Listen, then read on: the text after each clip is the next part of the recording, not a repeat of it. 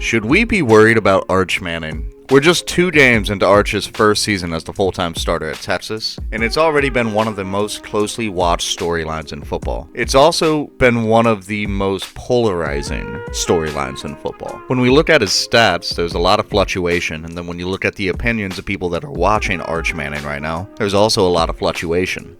Through 2 games, he's thrown for 465 yards, 5 touchdowns, and 2 interceptions. He's sitting right around 60% completion rate, 7.8 yards per attempt, and then he's also thrown in a rushing touchdown in there as well.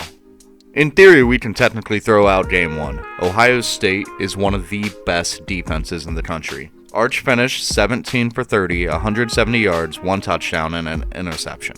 The offense stalled really early on, but it did feel like in that second half, there had been a couple of plays to start to bounce back. The biggest issue that I saw was a lot of open passes just completely missed. He either sailed the ball or he threw them short.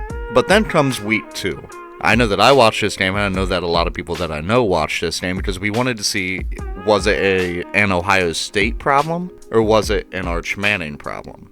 Arch bounced back, putting up bigger numbers, 295 yards and 4 touchdowns, but he goes 19 for 30. The completion percentage isn't where you want it to be, and I will say that I was a little concerned that Arch Manning had trouble putting away San Jose State. Now, on the surface, his numbers are, in fact, better, but he got touched a lot in that game.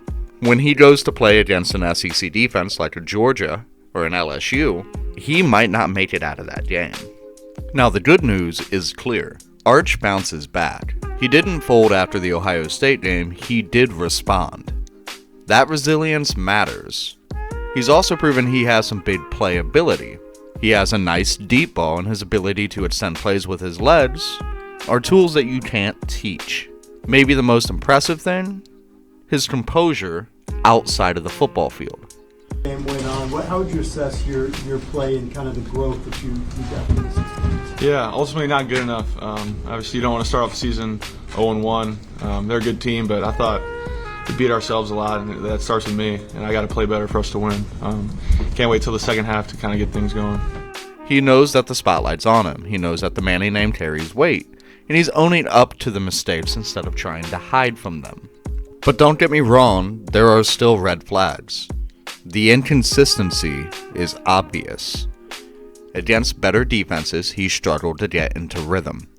His decision-making under pressure needs work. Ohio State baited him into mistakes, and his reads were just a step too slow for that level of football. His accuracy is also just average. 60% is not what you want out of a prospect of his caliber. That will not cut it against the elite competition he is going to be facing week in and week out. And while not all the issues are on him, receivers are dropping passes, there are penalties, there's miscommunications. It's his job to steady the offense. So should Texas be worried? Probably not yet. 2 games is a small sample size, and plenty of great quarterbacks started slow. If we take a look at his uncle, Peyton, he threw 11 interceptions as a freshman at Tennessee. If we look more modern day, Caleb Williams, when he first started at Oklahoma, had stretches where he looked really raw before settling in. Now, I'm not going to sit here and pretend that those examples I just gave you are one-to-one.